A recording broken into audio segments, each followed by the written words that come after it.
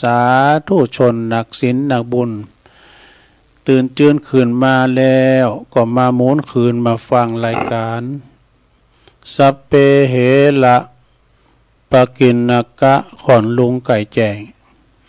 รายการเสียงธรรมแสงทอง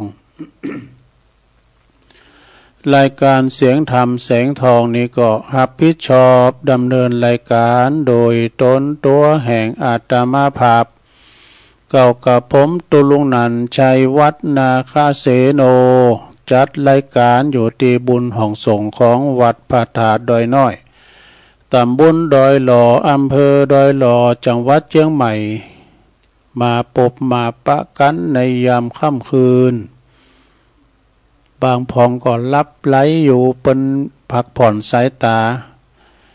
ยาม3 โมง 4 โมงนี่รับโมนเนาะรับหลุมดีเนี่ยเพิ่นว่าคุณใจบาใจแห้งซ้ำรับดีแต่บางคนนั้นตื่นมาก็นอนบัดรับก็มาฟังรายการ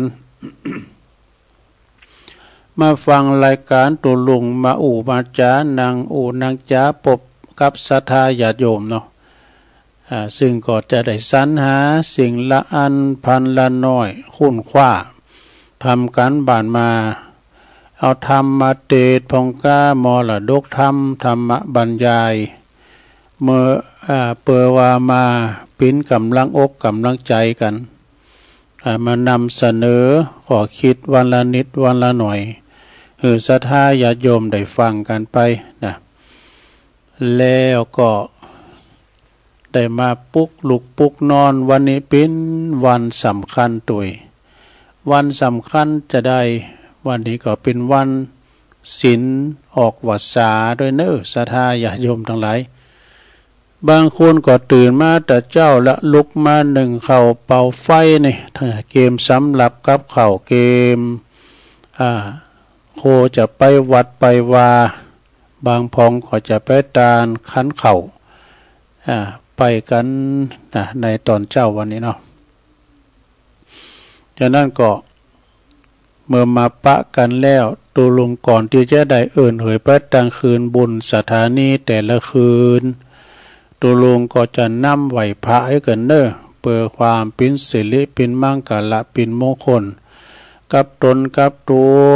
กับครอบครัวลูกหลานตันเต่าอยู่ดีมีสุขปราศจากทุกโศกโรคภัยขอเจ็บเหือมาไก่ขอไข่เหือมากายอยู่กัมจูปูจาวรศาสนาไปเฮิงเมื่อนานเนอะพร้อมแล้วก็กราบ1กราบ2กราบ3อิเมนาสกาเลนะพุทธังอภิปูชยามาอิเมนาสกาเลนะธัมมังอภิปูชยามาอิเมนาสกาเลนะสังฆังอภิปูชยามาอะระหังสัมมาสัมพุทโธภคะวาพุทธังภคะวันตังอภิวาเทมิสวากขาโตภคะวะตาธัมโมธัมมังนามัสสามิสุปฏิปันโนภะคะวะโตสาวกสังโฆสังฆังนะมามินะโมตัสสะภะคะวะโตอะระหะโตสัมมาสัมพุทธัสสะนะโมตัสสะภะคะวะโตอะระหะโตสัมมาสัมพุทธัสสะนะโมตัสสะภะคะวะโตอะระหะโตสัมมาสัมพุทธัสสะ อิติปิโสภะคะวะอะระหังสัมมาสัมพุทโธวิจาจาลานะสัมปันโนสุขโตโลกวิทูอนุตตโลปุริสธัมมาสาลาธิสัทธาเทวมนุสสานังพุทโธภะคะวะติสวากขาโตภะคะวะตาธัมโมสันติทิโกอากาลิโกเอหิปัสสิโกอุปันนายิโกปัจจตังเวทิตาโปวินโยเหติสุปฏิปันโนภะคะวะโตสาวกสังโฆอุจจุปฏิปันโนภะคะวะโตสาวกสังโฆญายะปฏิปันโนภะคะวะโตสาวกสังโฆสามิจิปฏิปันโนภะคะวะโตสาวกสังโฆญาติตังจัตตาลิปุริสยุคาเนอัฏฐปุริสปุคลาเอสะภะคะวะโตสาวกสังโฆอาหุนายโยปะหุนายโยตักขินายโยอัญจลิกาลนิโยอนุตตลังปุญญเขตังโลกัสสติจายันโตโพธิยามุเลสักกายานังนันทิวัตโนเอวังตวังวิจัยโยโหหิจัยสุจัยมังคะเลอัปปลาจิตตปันลังเกสีเสปทาวิปุคะเลอภิเสเกสะปะพุทธานังอากาปโตปโมทติ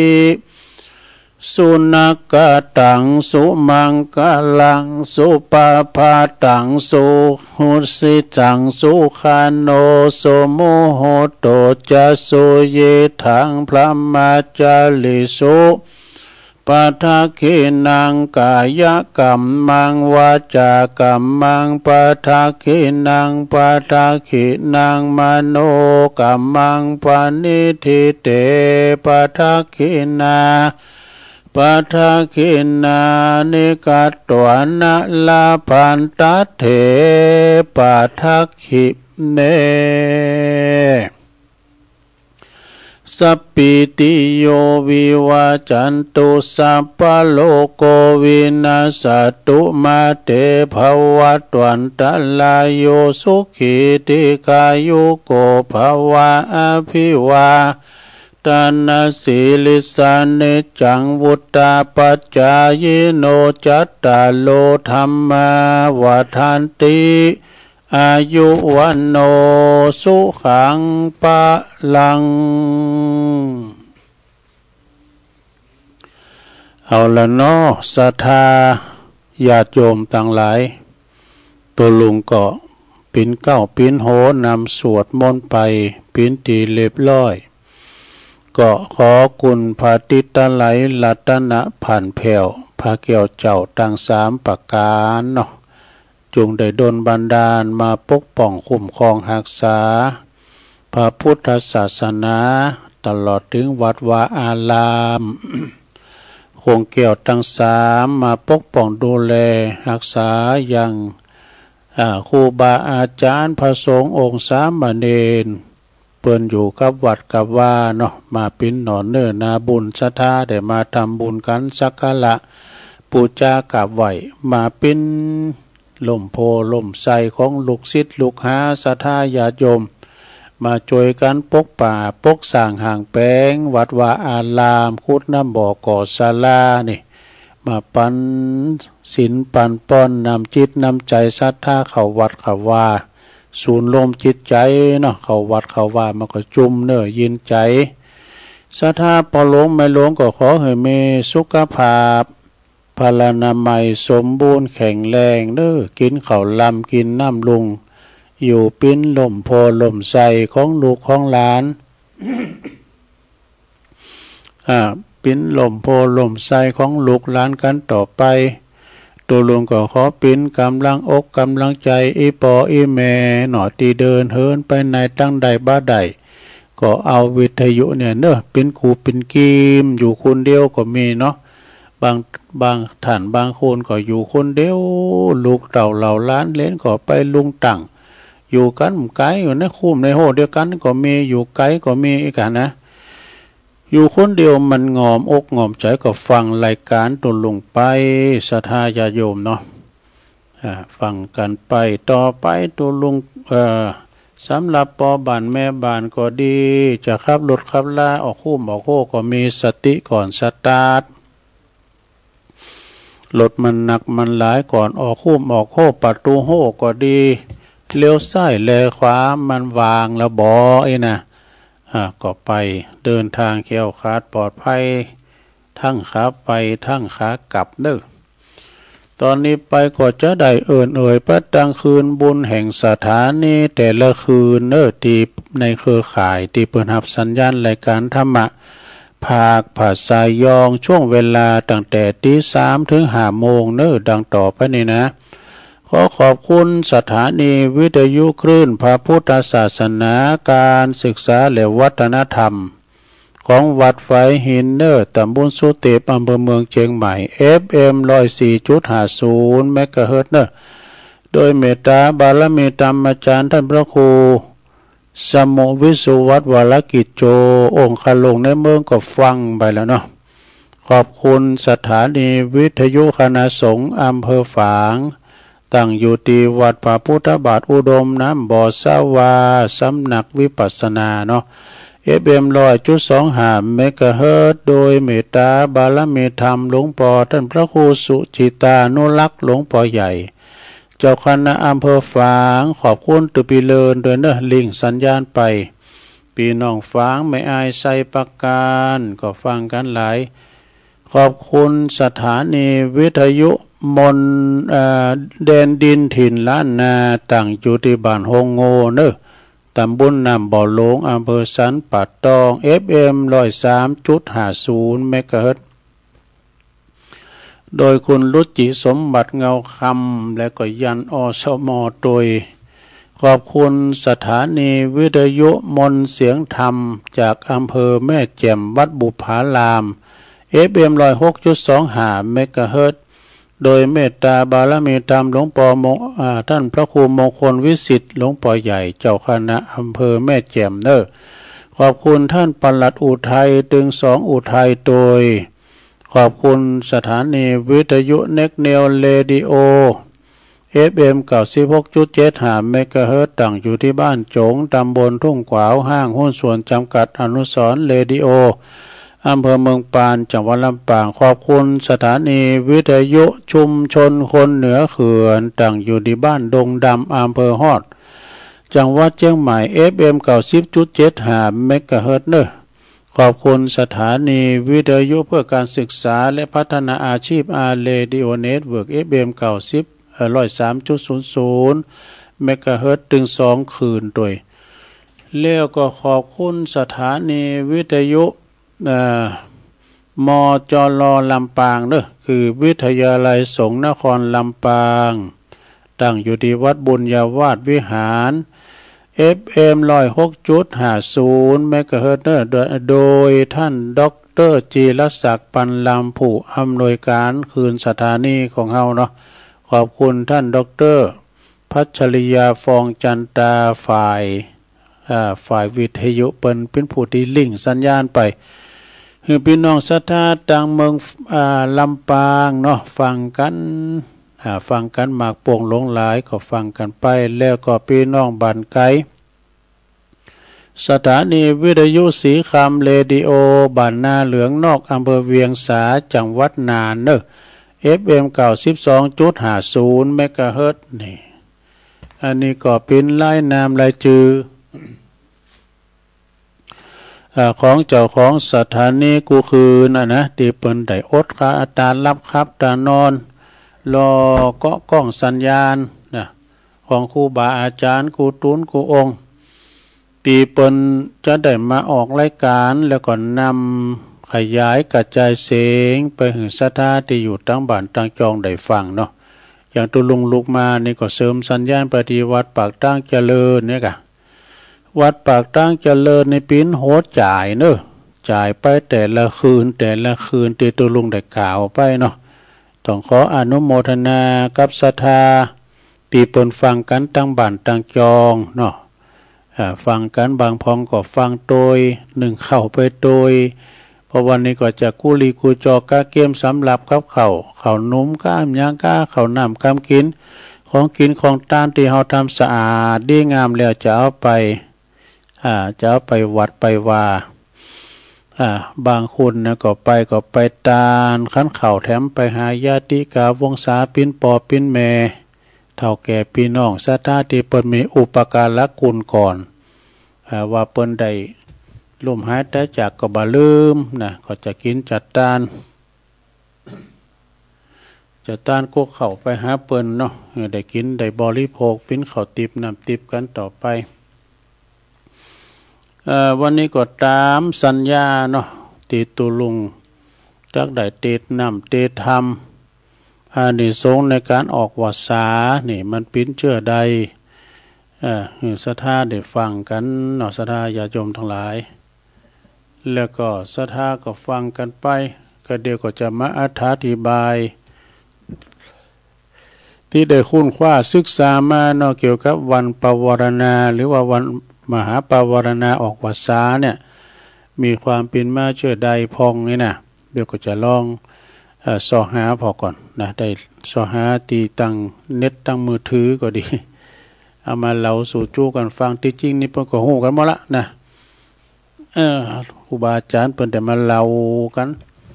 หลายก็หลายตนหลายองค์ว่าความเป็นมาในวันปวารณาเนี่ยเป็นจะใด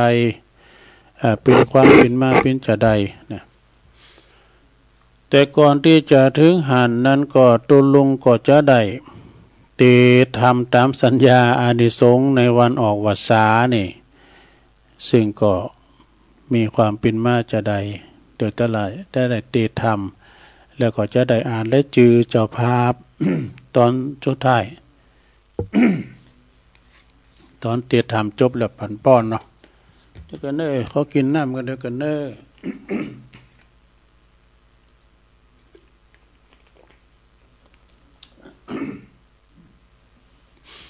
เอาละ ตัวลุงจะเตดน้ำเตดทำมรดกทำปืนเมืองเลิงอานิสงส์ออกวัดสากันเนอต่อไปพ่ออาจารย์พ่อหนานอ้ายเนาะแพะโป่งได้มาราธนาธรรมให้ตัวลุงกำเนอนิปานังเยนากะลังลัมมังเยนากาสายังปันดิโตตังโนมากังอุติสิตุงธรรมามุตตะมังปัจจังอาลาตานังกะโลมาฟังไปก่อนรับไปก็ว่ากันให้ลงเด้อเป็นธรรมก่อมรับตัวลงหรอ นะโมตัสสะภะคะวะโตอะระหะโตสัมมา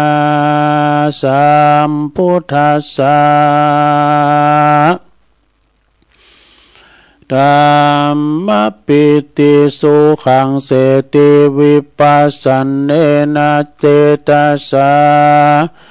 อปัลลิยาภเวทิเตธัมเมสัตตลัมมาติปินนาติโตติสุสุสังละภาเตปัญญันติสัทธโวดุลาสะโปลิสัตตั้งหลายผู้คงไขว้ไข่ลอดอมมาตยอดเนลปานได้หือตานเข้าน้ำวาตูพร่ำปัจจัยเมสินใสบ่ขาดบ่ประมาทภาวนา พากันมามวลหมู่นั่งท่าอยู่ฟังธรรมจงดาจำแต่ตนติดสืบสนตัวไปบัดนี้แด่เตออาจารย์ในวันนี้ก็เป็นวันเดียปุณณเมติทิวันออกวัน15 ค่ำมาพร่ำว่าเป็นวันออกวาสาพร่ำเติงมามหาปาวาลานาบ่อเศร้าแห่งภิกขุเจ้าทั้งหลายอาบดังพระมุนีนายอนุญาตไว้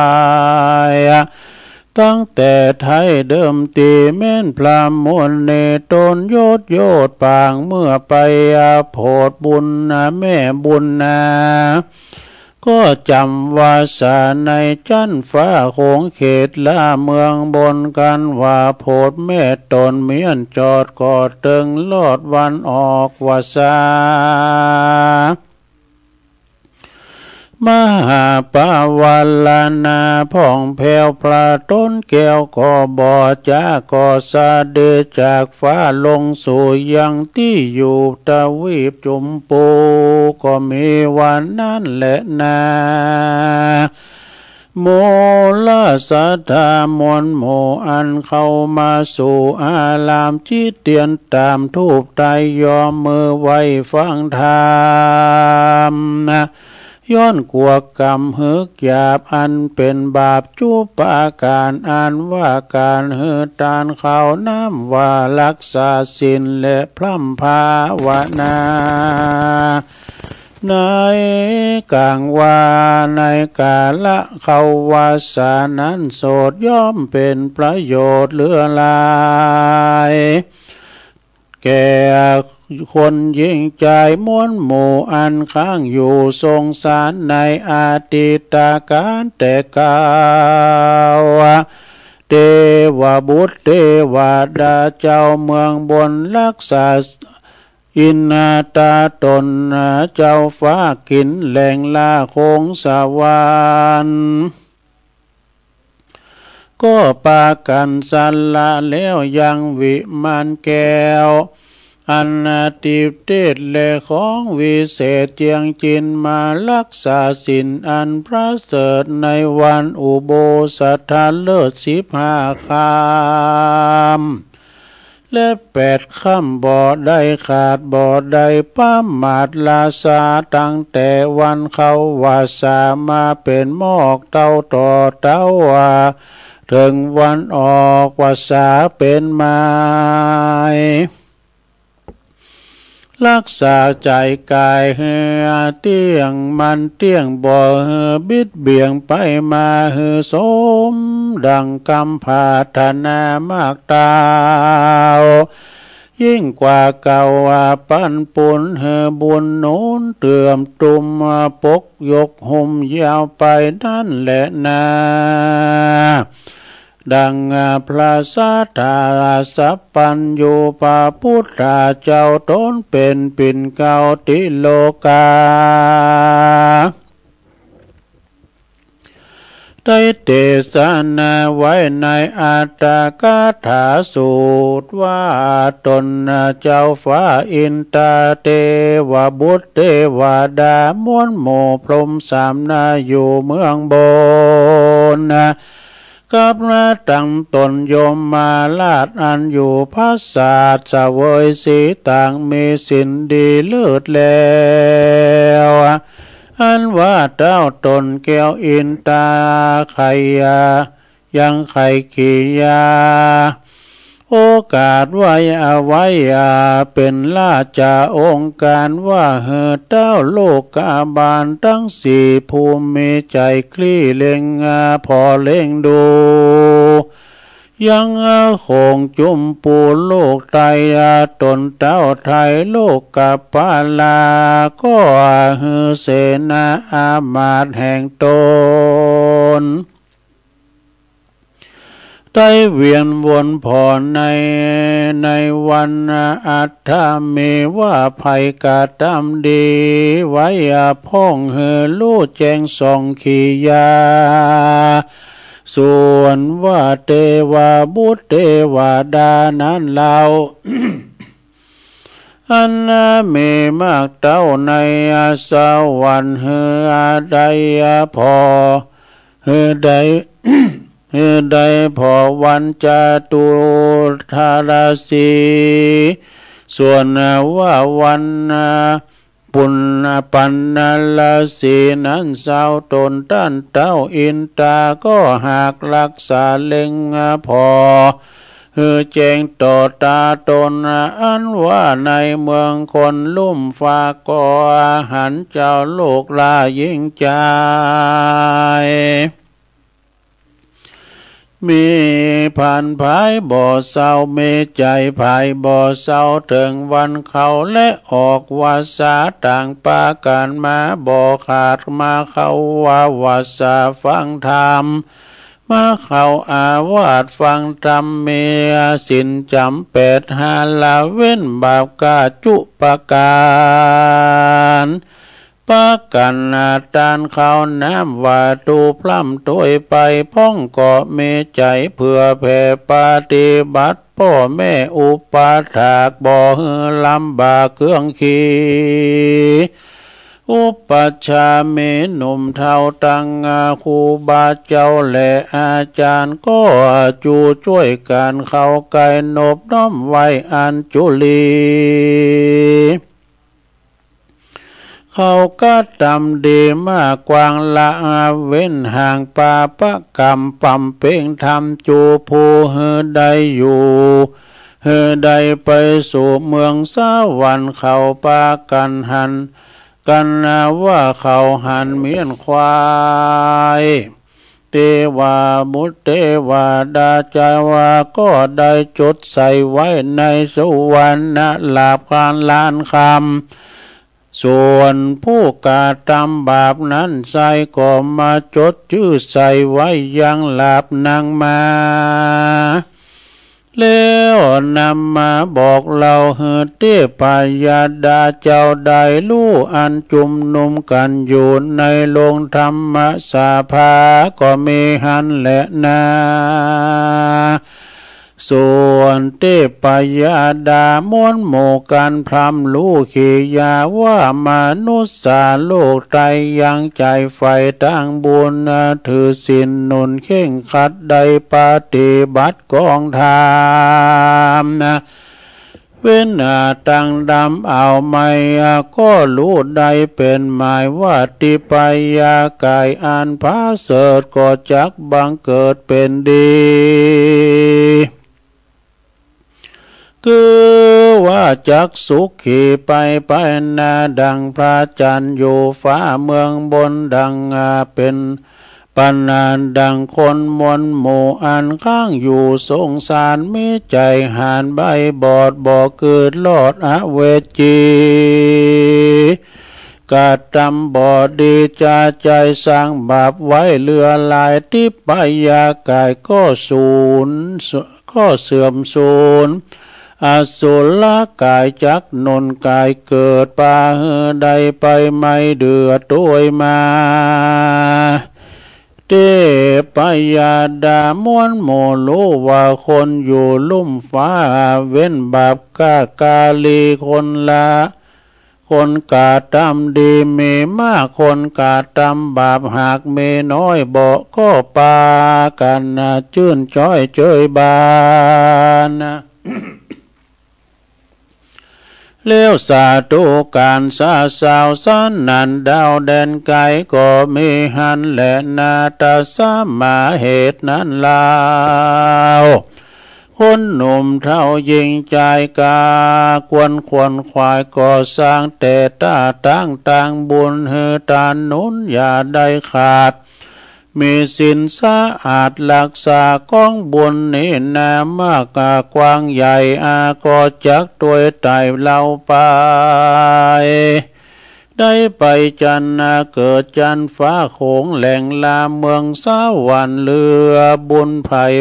หรือบุญเตรียมตานมากกว้าง อันตนได้สร้างลวงลายจักได้ผ่านภายทรงอยู่เฮอไปสู่เนลปานันรับมองผ่านเสียงขาดบ่ได้ไม่มาจุอันและนาปัญญาดังพรำบุญตาตนโยดโยเตสันนาโพสัตตาเป็นกาถาว่าธรรมปิติสุขังเสติ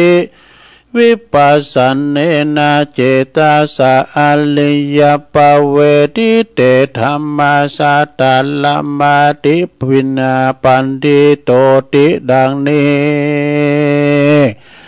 ว่าปุกกะละยิงใจฝูงใดเมพายาสายผ่องเปียวปฏิบัติตนแล้วบ่ชอบแม่นชอบบ่ล่วงขอบศีลธรรมต่าง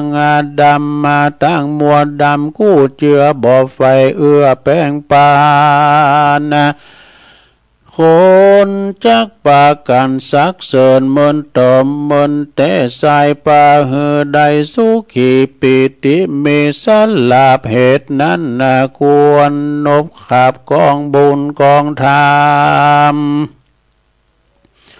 มีสินนำก่อนนากาตามมากกว่าตามลังสติละวังตั้งไว้บ่เหือใดวำวายคนต่างหลายใหญ่หน่อยเรียกชื่อถอย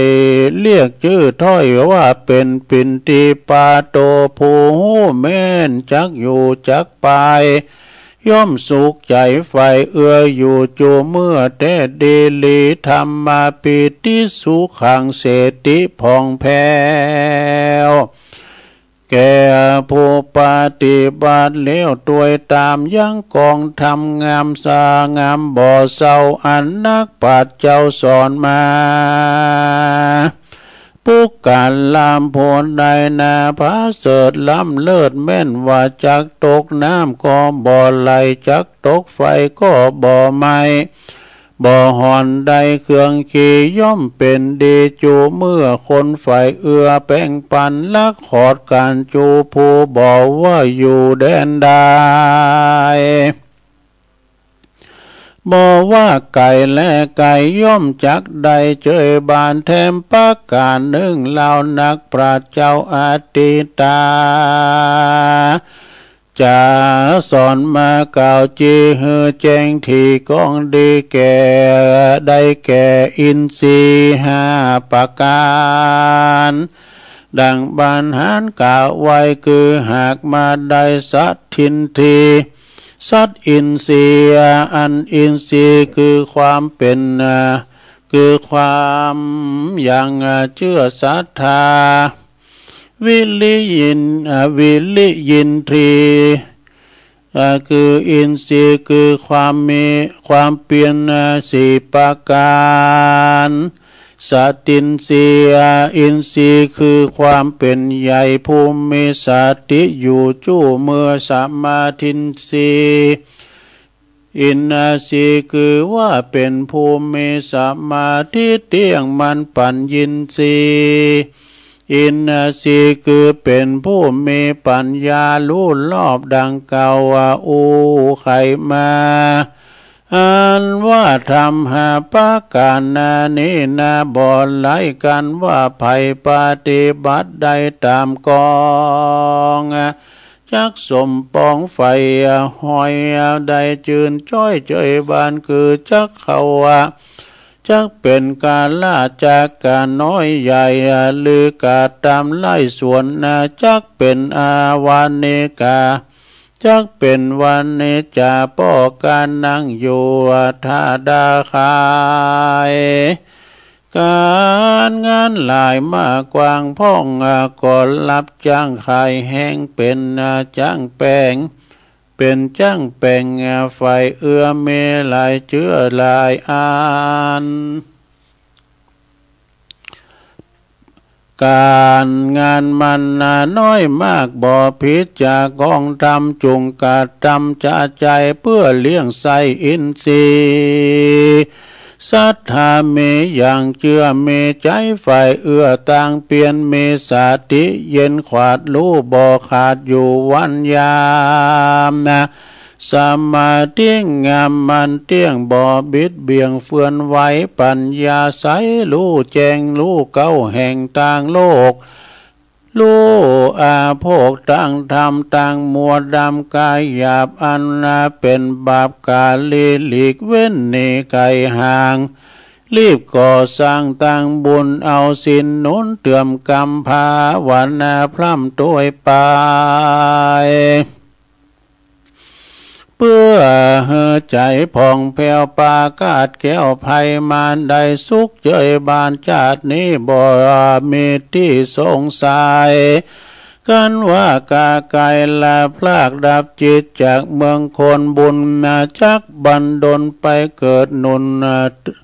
ดูบุญจักใด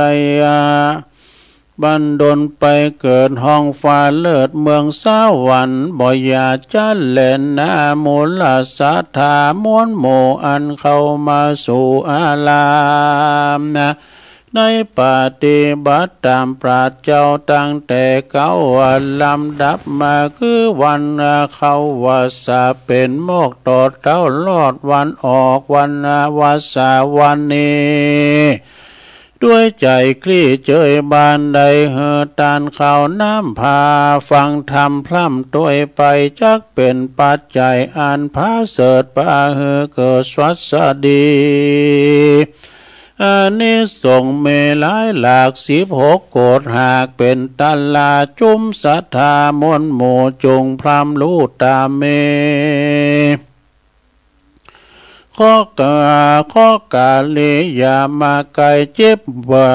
ป่วยใครก็อย่ามาปานอยู่เจยบานจูผู้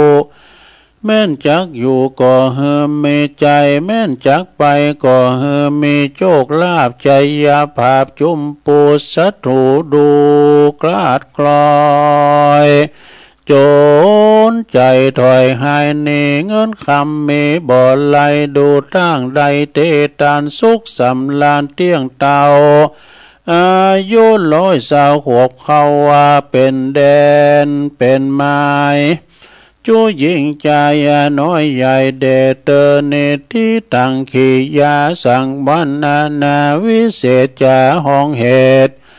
มหาปวาลนาอานิสงส์ออกวาสาก็บังกมสมเลสาเด็ดเลี้ยวเท่านี้ก่อนแล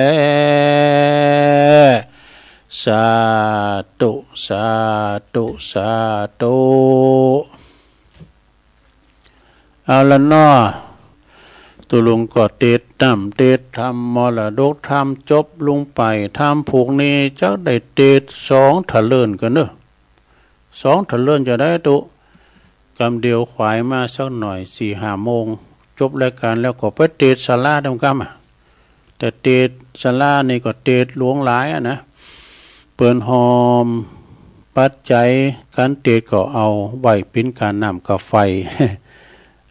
ศีลธรรมดาเนาะ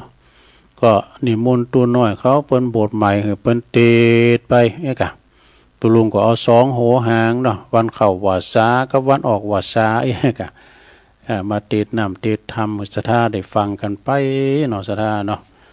ฉะนั้นแล้วก็ขออนุโมทนากับศรัทธาทางเจ้าภาพมีหลายท่านหลายคนอยู่เหมือนกันก็มีเจ้าสมณะศรัทธาหลวงพ่อมานิถาวาโลวัดใหม่มีโชคหอมบุญโหนดป่าไม่แดงโดยสะเก็ดปุนาปินเจ้าพาปินเก้าปินกันต่อจากหันก็มีน้องศรัทธาพี่น้อง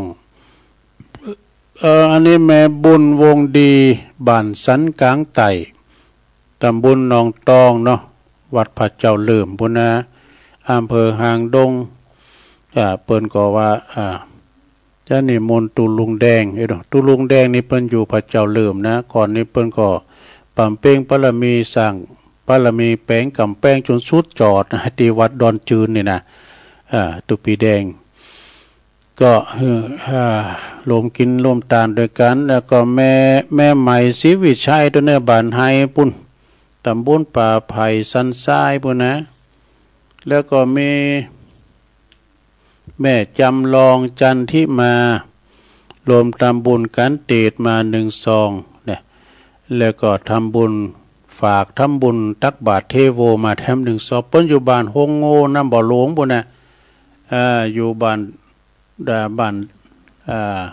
ตุ่นแก้วเพื่อนนะบ้านป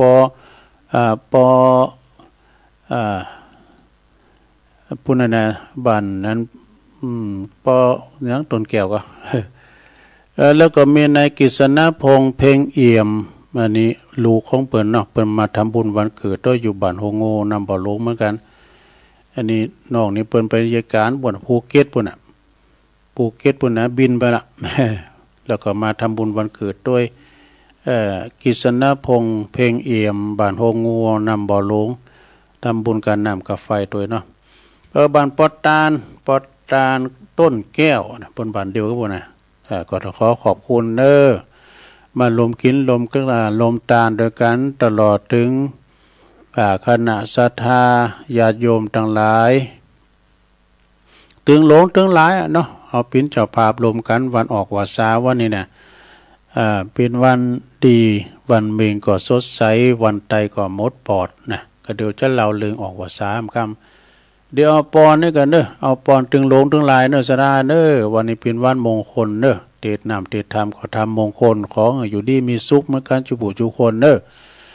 สัพพิติโยวิวาจันตุสัพพะโลโกวินาศตุมาเตภวัตวันตะลายโยสุขีติคายุโก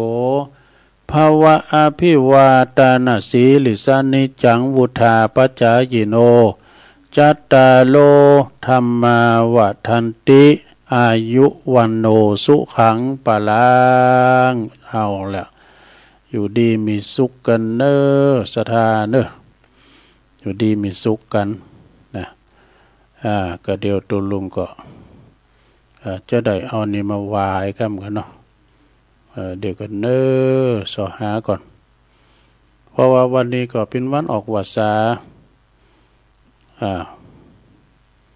เป็นวันออกวาสาละพระเจ้าใช่กะเจ้าก็จดไว้นะบันมหาปวารณาศรัทธาญาติโยมทั้งหลายได้ฟังกันเนี่ย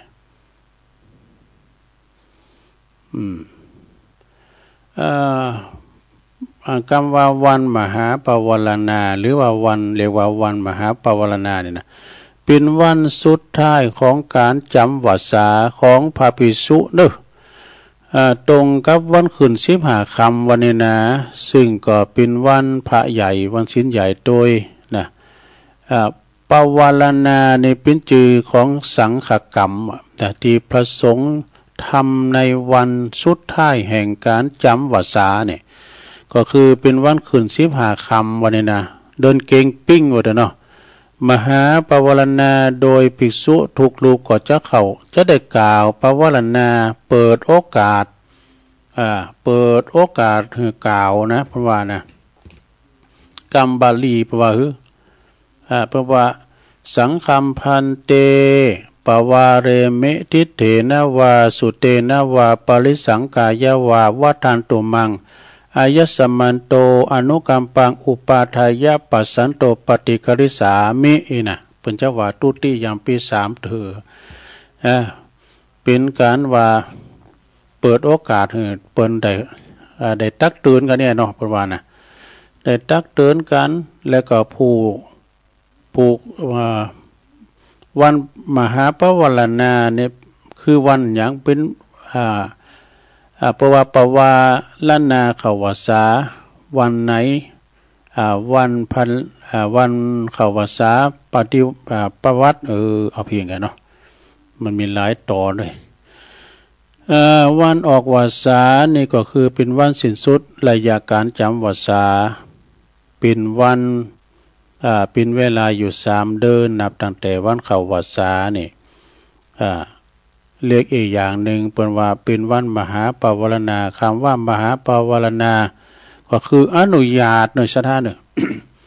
เปิ้นอนุญาตฮือตักเตือนกันได้นะฮือยอมเพราะว่าหรือว่ายอมฮือเป็นวันที่ประสงค์เปิ้นนั้นยอมอนุญาตได้ตักเตือนกันนะฮือตักเตือนกันว่าเฮาอยู่กันมาเนี่ยอยู่กันมาถึงขณะเนี่ยตั้งแต่3 เดือนตั้งแต่เข้าพรรษาเนี่ยบางทีเนี่ยครูบาอาจารย์เปิ้นจะลดทิฏฐิวันเนี่ยที่อยู่กันมาเนี่ย3 เดือนเนี่ยหือติหือตางติเตือนตักเตือนกันได้นะว่าตั้งเปิ้นได้ขับแค้นใจอย่างใดนะก่อนที่จะไปออกพรรษาแล้วจากคุ้นต่างไพ่นะหือตักเตือนกันได้นะก็ภาวนาไว้เป็นวันที่ว่าเปิ้นลดทิฏฐิมานะยอมตักเตือนกันได้อนุญาตทำตักเตือนกันได้เนาะสะดาเนาะอันนี้ก็มีได้ยินนี่ วังครูบาอาจารย์นะครับเนาะสะดาเนาะก็หมายความว่าวันมหาปวารณานี่เปิ้นตักเตือนกันเหมือนกับตั้งพระอาจารย์เน้นหลักเปิ้นว่าแต่ว่าก็ดีตุพิเครูปหล่อตั้งสปนสปุงน้อยเพื่อขออธิบายจะดีเป็นวันปวารณาวันออกพรรษาฉะนั้นเป็นประเพณีอันงดงามเนอะที่เปิ้นอนุญาตยอมลดทิฏฐิมานะถือเนื้อถือโตครูบาอาจารย์ก็อยู่ด้วยกันมาเนี่ยบางเตือนเนี่ยปากล่ำกำเลือไปขอสุมาอาภัยกันนะขอสุมากาลาวะอันบางเป็นกรรมเป็นเวรต่อกันได้เนาะได้ตักเตือนกันยอมปวารณาเปิ้นได้ติตายไปของกันนะบ่โขดบ่เกลียดกันเนี่ยเนาะจะเอาเป็นแบบอย่างของศรัทธาก็ได้เด้อกูโพโตเมอยู่กันมา3 เดือนเนี่ยปวารณาว่ารู้เห็นน่ะ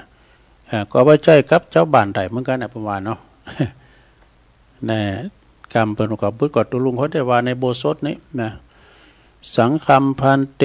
ปวาเลมิทิเถนาวาสุเตนาวานี่นะปริสังกายาวาวัตันตุมังอายสมันโตอนุกัมปังอุปาทายะปัสสันโตปฏิกริสามิเปิ้นว่า3 เตือนะซะนะเปิ้นว่ากัน3 เตืออันนี้ก็เป็นทำสังฆกรรมสุมากาลวะตักเตือนกันในธรรมกลางคณะสงฆ์อันมีครูบาอาจารย์ตุนเก้าเป็นประธานยอมลดทุทิฏฐิมานะกันเป็นธรรมอานิสงส์อวสาตีตุลุงเตดไปก็จบไปเนาะก็เดี๋ยวจะได้ไปเตติสลามกันประคุณมาหลายๆก่อนนะแล้วเนาะศรัทธาก็เดี๋ยวตุลุงก็จะเอาอันนี้มาเล่าทำกรรมกันเนอตอนนี้มันก็จะครบชั่วโมงขอตุลุงก็พักเบรกให้กรรมไหมนะเดี๋ยวจะเอาอันของแม่เดือนเพ็ญทิมวางเดี๋ยวก็วันเดี๋ยวก็เดือนเดี๋ยวก็ตื่นเดี๋ยวก็หลับเดี๋ยวก็ตื่นเดี๋ยวก็เนี่ยเดี๋ยวก็ตื่นเดี๋ยวก็ตาย อันเป็นกรรมมาเชื่อใดก็เดี๋ยวก็จะเอามาเล่าฟังในชั่วโมงที่2เนาะก็มีแถมคติทำหลายอย่างศรัทธาได้ฟังกันเนาะตอนนี้ก็ขอพักเบรกพักยั่งได้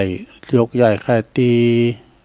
กินน้ำกินทายกันกันเด้อเดี๋ยวมาอู่กันต่อในชั่วโมงที่2เด้อ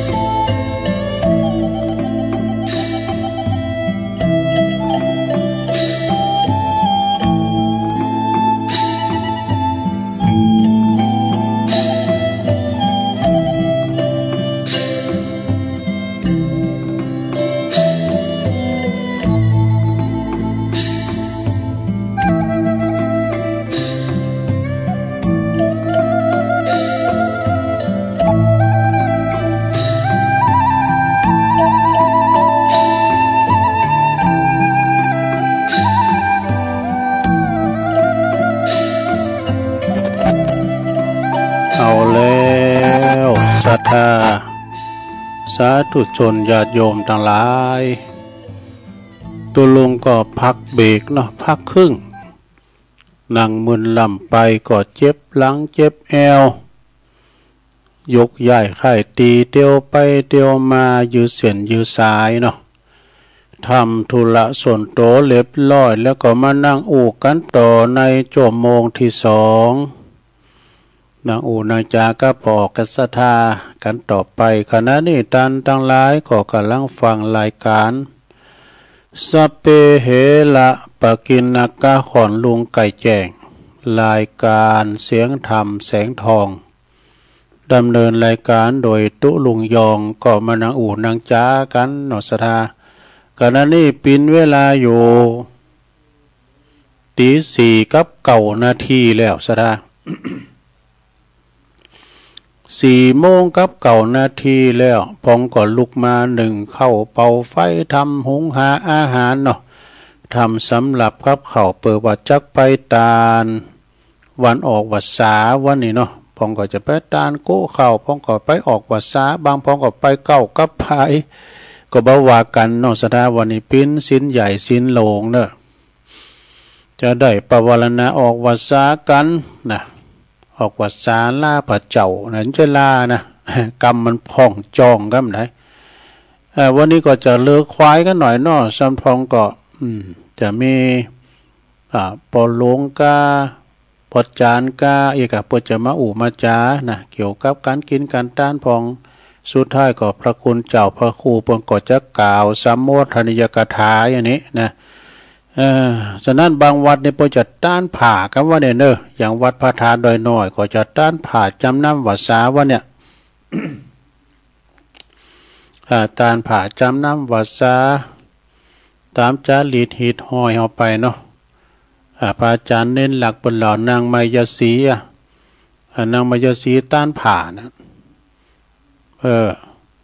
โอ้มว่านี่เป็นเอาแต่3 ชั่วโมงโหลดอาจารย์เน้นหลักโอ้เตะต้องปูจานำทำคำสอนเปิ่นแต่มีไผที่ไหนเปิ่นบ่ได้ออกกันเปิ่นมีกิจกรรมเผาอาจารย์เน้นหลักเปิ่นจะได้ปิ้นตุโลงเนาะเปิ่นก็เต้นไปเฮ็ดนะศรัทธาญาติโยม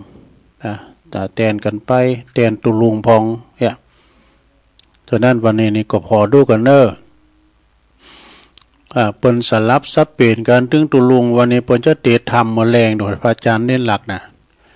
แต่ตุลุงนี่ก็ไม่ได้เตะเก่าแต่ว่าได้คุ้นขอบคุณโควันนี้ในตุเจ้าครูบาอาจารย์จะมาลุงโบสถที่วัดพระธาตุดอยน้อยประมาณ60 กว่าตุนกันด้วย3 เขตนี่นะ60 ปลายนะ62 63นี่แหละก็จะได้ต้อนรับครูบาอาจารย์เวลาเลิกการฟังสวดปาฏิโมกข์ปวารณาออกวัดสาสุมากาลาวะทำสมิจิกรรมกันแล้วก็ฉันเพลแล้วก็ได้คุณโคลุงไปลุมแล้วเอกสาระไปกะเก็บงานตั้งลุมก็ได้สุดแรงว่าเนอะแต่ว่ามันได้ออกเต้นอย่างได้ก็ได้เห็นลูกน้องเจใส่เทปไปกันเนอะวันนี้นะที่จริงเป็นภารานาทีของตุลุงนะพอสลับซับเปลี่ยนกับพระอาจารย์เน้นหลักนะฉะนั้นก็จะได้ก็กันได้ออกก็ฟังเทปไปก่อนเนาะศรัทธาตุลุงก็มีภารานาทีว่าก็ไปช่วยกันเก็บกันได้กันตั้งหลุมบนนะอบตเอารถน้ำมาสีดมาเผามันมดใส่ไว้ยะเนาะตีอันลานโหขึ้นได้นากันนะจะทำพิธีก็ฮะเมื่ออีกของคุณก็เริ่มมากันแล้วกันพวกนะบ่าตัก4 โมงปลายตุลุงจบรายการผมได้ออกรายการนะ5 โมงตุลุงก็ลุงไปแล้วนะ4 โมงปลาย5 โมงนะก็ไปกล่าวเคืองอยู่ลุมบนแลโหนหนักกว่าเนาะสำหรับเคืองเสียงก็ PS ซาวท่านรองทรงศักดิ์ปัญญาวชิโลวัดปากล่องเปิดมากุเปียแล้วก็ตังกลางตั้งหิมปากตั้งไปตังสันขายอมก็เคืองเสียงของตุปีแจงนะกูแดงมิวสิกเอกสถาก็ยายไปมาก่อนก็มาจองโต๊ะจองตังเปิ้นถึงเลงลายไปเนาะเอาเข่าเอาของเมาตังวางไว้เก้าอี้ก็เปิ้นนั่งเอกปีนี้เดี๋ยวมีฝุ่นเนอะสถาเนอะต้องไปเดือดร้อนมันก็ปากันมาเด้อเนาะสถาญาติโยม หลวงพ่อเพิ่นจะแจกของดีโดยตุลุงจะแจกของดีโดยนะมากินข้าวตุ่มแล้วกันพี่ วันนี้ก็ได้รับเกียรติจากท่านสสท่านนายกแล้วก็ท่านปวุโสเนาะปลัดเพิ่นจะมาเป็นประธานโดยทางนายกเขาชมรมกำนันผู้ใหญ่บ้านเขาเพิ่นก็จะมาสถาก็ปากันมาเนี่ยคุณมันน่ะปุ่นน่ะเรายาวพี่น้องเรายาวนี่มาเจ้าขนาดน่ะ แว่นน้อยครับปุ่นปากันมาหลายๆมากินข้าวตุ่มครับพี่เนี่ยปุ่นเนื้อต่างวางไว้เนี่ยตักกินไทยช่วยไทยเนี่ยก่อตั้งตุปี1เนาะพร้อมกับเคยญาติเปิ้นหับเป็นเจ้าภาพข้าวตุ่มตึง3จุดกันนะ6หม้อก็ฮะเนาะก็ต้องขอบคุณด้วยเนาะลงทานกาแฟก็มีก็ปากันมาเด้อศรัทธาญาติโยมสำหรับวัดแต่ละวัดนะก็โตเป็น100นะศรัทธาแต่เพิ่นจะมาครบหรือไม่ก็เป็นอย่างเนาะเพราะว่าที่ไหนเพิ่นก็มีกันนะที่ไหนเพิ่นก็มีกันนะแต่ที่นี่เนี่ยมันดึกดำบรรพ์ละ20กว่าปีแล้วนะเพิ่นจัดกันมานี่นะแต่ก่อนก็จัดเฉพาะกาตำบุญเฮาเนาะเดี๋ยวเขาก็ขยายเขตกว้างไปหลายปีแล้วแม่น่ะฉะนั้นก็ปากันมาศรัทธาญาติโยมได้มาใส่ข้าวบาตรตักบาตรข้าวสารอาหารแห้งกันไปเนาะศรัทธาเนาะกินตานกันไปก็ขอบอกเอิญเชิญชวนเด้อศรัทธาเด้อปีไหนก็มีวันเดียวเดียวพุกเนื้อก็ไม่ได้นะก็เดี๋ยวก็ประกาศโลมเนาะหลวงพ่อมันดินก็แถมหลายตีวัดฝายหินเนี่ยเปิดมีกันวันผูกนี่นะแล้วตอนนี้ไปก็ฟังคติธรรมเดี๋ยวตื่นเดี๋ยววันเดี๋ยวเดือนเดี๋ยวปีเดี๋ยวตื่นเดี๋ยวตาย ก็ไม่เดินเพลินลองฟังว่าเด้อเป็นว่าเดี๋ยวก็วันเดี๋ยวก็คืนเดี๋ยวก็ตื่นเดี๋ยวก็ตายเนี่ยเดี๋ยวก็ลำบากเดี๋ยวก็สบาย เดี๋ยวก็ร้ายเดี๋ยวก็ดีเดี๋ยวก็ต้องไปสู่โลกหน้าเดี๋ยวต้องลาจากโลกนี้เร่งรีบทำแต่ความดีอย่ารอรีว่าเดี๋ยวทำนี่อันนี้ก็ชอบกลอนนี้จังเลยเนี่ยเปิ้นว่านะคุณแม่เดือนเพ็ญทิมหว่างฝากมาว่าเดี๋ยวก็วันเดี๋ยวก็คืนเดี๋ยวก็ตื่นเดี๋ยวก็ตายเดี๋ยวลำบากเดี๋ยวสบายเดี๋ยวก็ร้ายเดี๋ยวก็ดีเนี่ยเดี๋ยวต้องไปสู่โลกหน้าเดี๋ยวต้องลาจากโลกนี้รีบเร่งทำแต่ความดีอย่ารอรีว่าเดี๋ยวทำ จะไปจ่าแล้วเป็นวานะปะจะไปจ่าไปไหนก็คือไปโวยจะไปจ่าอย่างหอยเนี่ยหอยนี่มันขามเตนาคานาในปตกว่ามันจะขามป่นพิมพ์ผักกระตอนบ่ลงเก่าจ้า10จ้าจะไปจ้าอย่างหอยเก่าฟอย10ฟอยเหมีประโยชน์เก่าโขด10โขดจะไปโขดในหน้าที่การงานวะเก่าผาน10ผานจะไปผานปอผานแม่ผานปอโลงแม่โลงเก่าโถง10โถงจะไปโถงความเจริญ เก่าเกิน10เกินจะไปเกินตราจังเก่าฟังฟังทำคุณงามความดีเนี่ยเป็นว่านะเก่ามี10มีหือมีศีลมีธรรมเก่านำ10นำจะไปนำไปทางเปลี่ยว9เที่ยว10เที่ยวจะไปแอวจนดึกดื่นกึ่งคืนเก่าอื่น10อื่นนะหลงจะไปอื่นหาปืนหาค้อน เก่าฟ้อนฟ้อนอย่างมีเจิงมีลายเนี่ยเก่าอาย10อายต่อการกระทำบาปเก่ากราบ10กราบแบบเป็นจังคับประดิษฐ์ตีเตา5แห่ง เก่าพิษ10พิษจะไปพิษลูกพิษเมเปิลนะเปิลวาเนาะอันนี้เอามาแชร์แค่หน่อยนึงนะสัทธาตอนนี้ไปจะเล่าเรื่องแรกก่อนเด้อ10อย่างนะความเดือดร้อนทั้ง10อย่างมีอะไรบ้างเนี่ยเป็นเรียกว่าชนะสันทะชาดกความเดือดร้อนทั้ง10มีอะไรบ้างลองฟังพอนะสัทธาญาติโยม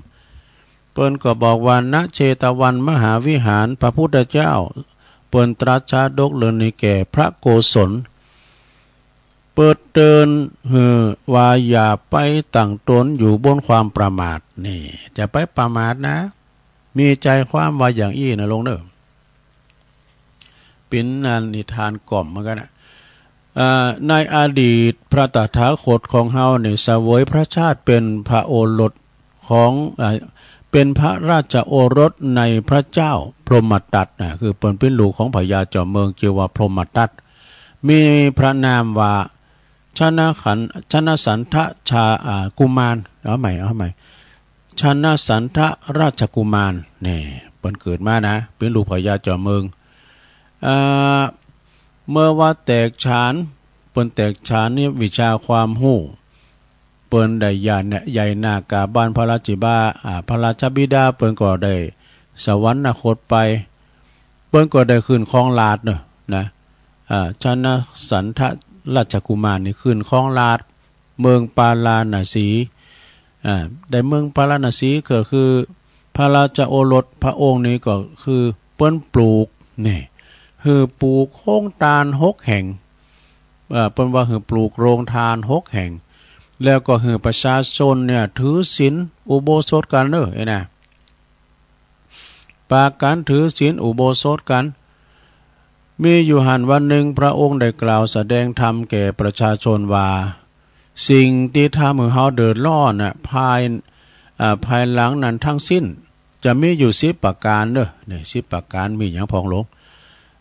ที่มันเดือดร้อนถึงมื้อถึงวันเนี่ยมันมี10ประการน่ะสิ่งที่มันจะเดือดร้อนนะ คือมี1คือบ่ฮู้จักหาทรัพย์นี่เป็นคนขี้ข้านเนาะย่านการโกงานจิบาจิแหงจะไปยายการก็อ่างหันเหนียวมันเจ้าอยู่ก้าลามาแทบหน่อยนึกเกินเนี่ยเผื่อมันลามาแล้วควายมาแล้วลาไปแล้วควายไปแล้วเบิ่งก็ตอนเบิ่งก็ไปอ่างตอนแล้วมันตอนก็มันฮ้อนแรงเบิ่งก็ไปก็เลยผ่านไปวันได้ยังซักอย่าง อ่างมืออ่างวันมันหนาวลำไปนี่มันฮ้อนลำไปอันนี้อ่างเป็นขออ่างคือบ่ฮู้จักสอหาทรัพย์สินมาไว้ขนาดนกหนูเนี่ยนะหนูเนี่ยมันหาของไว้ดูหาของไว้เวลาหน้าหนาวเนี่ยมันเสวยสุกแล้วมันได้ไปหากินแล้วนะมันหาทรัพย์ไว้นะกองโกดเข้าซาลีกับอย่างนี้กันเอาไว้เฮหรอมันครบไปหมดเลยหรอมันหลากขนาดไข่ปิ้งแก่นมันยังกินเนี่ยพระเจ้าหมูตุลุงนักขนาดบูบุญโคนนี่นะบุญโคนนั้นถ้าเตือนเนี่ยมันครบอย่างคาดได้ยินเท่านั้นไม่เปลี่ยนหลงเจ้าหมูพี่น้องตุลุงมูล ถ้าแต่ตัวหมอกแมวเนี่ยนะหลงเจ้าบุญโคนเนี่ยนะมอกสนามกีฬามันเนี่ยมันไหลเลยก็นะพ่อก็ห้องอีกพอโทษมาครบกันก็เนี่ยข้อที่1นะไม่รู้จักหาทรัพย์อย่าเป็นคนขี้เกียจย่านงานโกงานข้อ2คือไม่ใฝ่หาความรู้นี่ใฝ่หาความรู้นี้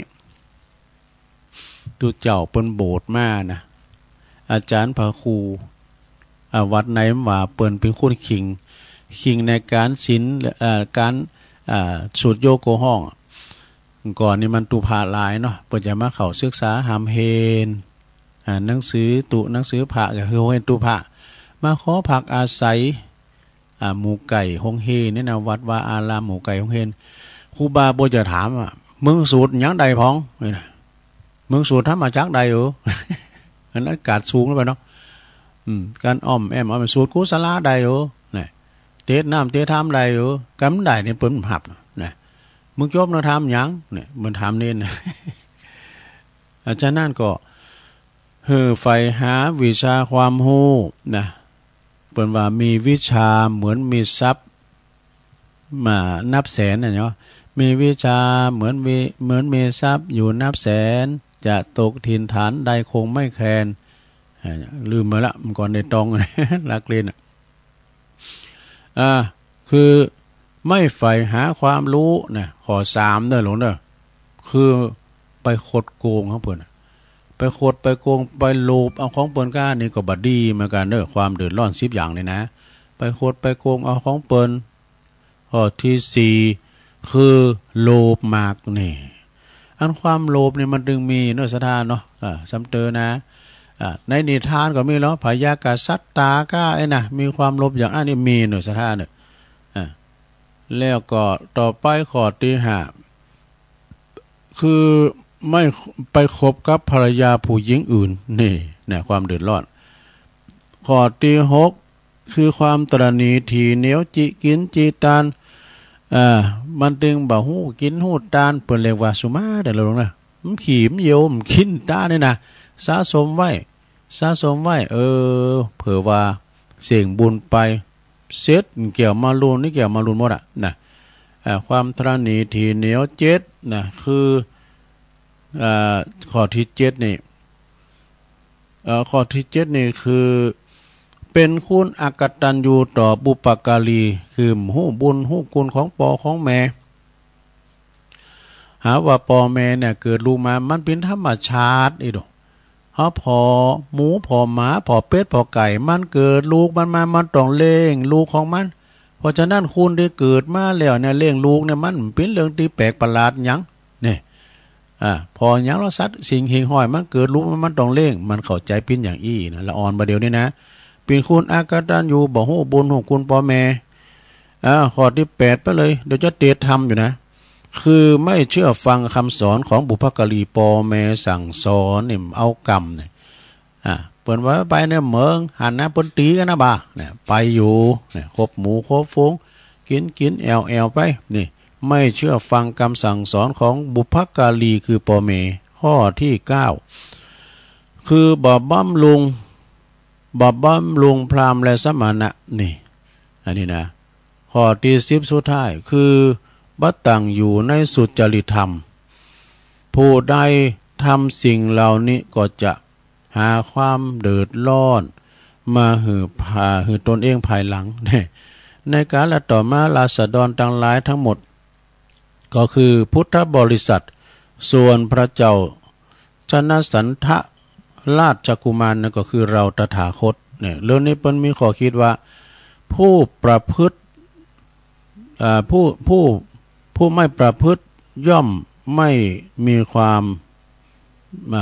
เดือดร้อนคือหมายความว่าคือมันประพฤติทั้ง4นี่นะทั้ง10นี่นะก็คือมันเดือดร้อนนะอันนี้เคียงไว้ก่อนเดี๋ยวตุลุนมาอ่านซ้ำแล้วว่าขีดข้อไว้อันนี้อ่านผ่านจบลงไปสถาคติธรรม10อย่างเนาะเราสู่จูกันฟังเด้อขอบคุณแม่เดินเพนทิมหว่างเนาะส่งมาอันนี้ส่งมาจากปุณเนอร์ทุ่งช้างจังหวัดน่านพวกกันเด้อมาไกลนะตุปีนลงยาณสีโลเนาะเปิดพิมพ์พระครูละลืมไปละจือเปิ้นราชดินนามเปิ้นนะอันนี้กำมลกำงานเดี๋ยวจะเล่าทำลายอย่างเปิ้นว่าถึงว่าความหักดอกถึงว่าความหักความรัก9จังหวัดภาคเหนือนี่เปิ้นว่าเป็นกำหลินกำมลนะลงเด้อหักมนก็คือหักพะเยาพะเยาเราเธอนะหักมนคือหักพะเยาหักยาวก็คือหักเชียงใหม่เนี่ยเชียงใหม่หักยาวนึหักใหญ่ก็คือหักเมืองแปรนี่หักแต้ก็คือหักเมืองนานดูไปพระเมืองนานบนหักหวานก็คือหักลำปางนี่หักบ่จืดบ่จางก็คือหักละปูนหักเกื้อกูลก็คือหักแม่ห้องสอนเนี่ยหักบ่มีขาดตอนคือหักอุตรดิตถ์ผู้ต้นยิ่งหักเด้ออุตรดิตถ์นะเพราะน้ำท่วมเมื่อขนาดนักเลยนะประเทศไทยนี่อุตรดิตถ์นี่ถ้าเย็นนักเลยเปิ่นเด้ออินดูเปิ่นได้หักสุดปิดนะเพราะว่าหักสุดปิดคือหักเจียงไฮ้นะอันนี้เป็นกำมลกำงันเด้อทำหักนึงหรออันนี้เป็นวันโลกใบนี่นะบุญโลกใบนี่มีคุณ2ประเภทเนอะที่เฮาต้องเจอก็คือคนที่เปิ้นชอบเฮาแล้วก็คนที่เปิ้นบ่ชอบเฮานะต่อให้เฮาดีแค่ไหนขนาดไหนก็ตามเด้อคนที่เปิ้นบ่ชอบเฮาเปิ้นก็ว่าบ่ดีตัวนี้บ่ดีคนนี้บ่ดีนะอันนี้เป็นคนบ่ชอบเฮาแต่คนที่เปิ้นชอบเฮาต่อให้เฮาบ่ดีแค่ไหนก็ตามคนที่ชอบเฮาเขาก็จะว่าดีแล้วนะดีเขาก็ว่าเฮาดีอันนี้มันเป็นสัจธรรมจึงควรปรุงแล้วปล่อยวางเด้อนะปรุงแล้วก็ปล่อยวางนะอันนี้มีทำกรรมหนึ่งอันนี้นี่เป็นหนังสือของหลวงพ่อฤาษีวัดท่าสุงในทางความเจอไทยนะมีการกล่าวถึงวันปลอดนรกกาลเนี่ยวันปลอดนรกกาล หรือว่าเป็นวันตีนรกยุดการลงโทษ4 วันกันเนอะพระเจ้ายุดบาทำโทษในสัตว์นรก4 วันคืออย่าง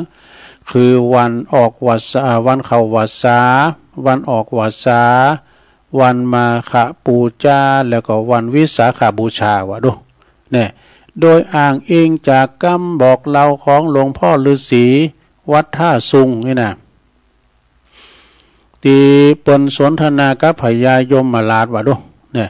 ซึ่งก็เปรียบเหมือนวันหยุดราชการของเจ้าหน้าที่นรกดูจ่ายยงพิบาลเขาบอกจะหยุดราชการเนอะวันปลอดนรกการ4 วันนั้นมีดังต่อไปนี้เนอะคือวันเข้าวาสาวันออกวาสาวันมาฆบูชาแล้วก็วันวิสาขบูชาวะนะ